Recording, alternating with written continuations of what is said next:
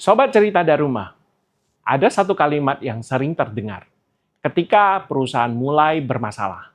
Kita sedang restrukturisasi, kita harus efisiensi. Kedengarannya wajar, bahkan terasa seperti ajakan untuk bertahan bersama. Namun, dalam banyak kasus, justru dari titik inilah karyawan mulai memasuki proses kehilangan haknya.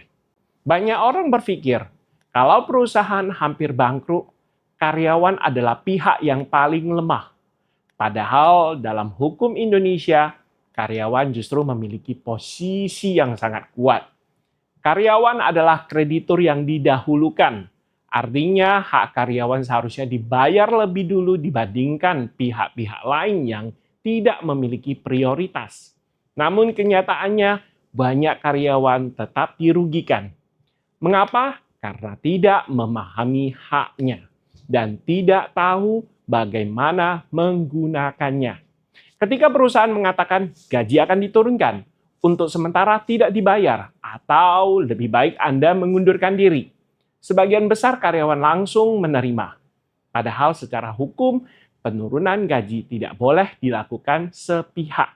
Pemaksaan pengunduran diri dapat menjadi masalah hukum. Dan keterlambatan pembayaran upah adalah pelanggaran. Ketika perusahaan masuk dalam proses PKPU, penundaan kewajiban pembayaran hutang, itu bukan berarti perusahaan sudah berakhir. Justru di fase ini, perusahaan masih berusaha untuk bertahan. Dan disinilah posisi karyawan menjadi penting. Perusahaan tetap membutuhkan operasional berjalan. Mereka membutuhkan karyawan untuk tetap bekerja. Artinya, karyawan masih memiliki posisi tawar. Ini bukan saat untuk panik, melainkan saat untuk berpikir dengan strategi. Namun, dalam praktik, banyak karyawan tetap bertahan bukan karena strategi, melainkan karena perasaan, karena loyalitas, karena rasa tidak enak, karena percaya semuanya akan kembali normal. Tetapi ketika perusahaan benar-benar jatuh, yang hilang bukan hanya pekerjaan, melainkan juga hak yang seharusnya diterima. Masalahnya bukan pada usaha, melainkan pada penilaian.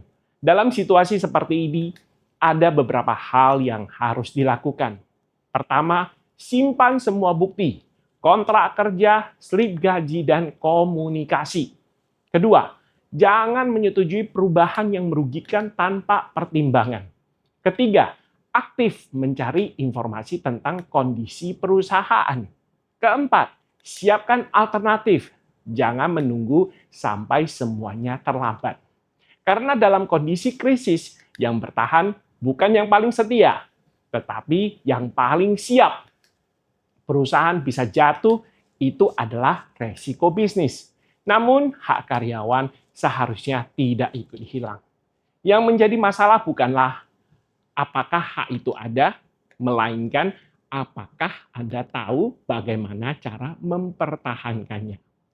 Sekarang saya ingin tahu posisi Anda saat ini di mana. A. Perusahaan masih aman. B. Sudah mulai ada tanda-tanda masalah. C. Sudah dalam kondisi krisis. Tulis di komentar A, B, atau C. Saya akan bantu jelaskan langkah apa yang sebaiknya Anda ambil.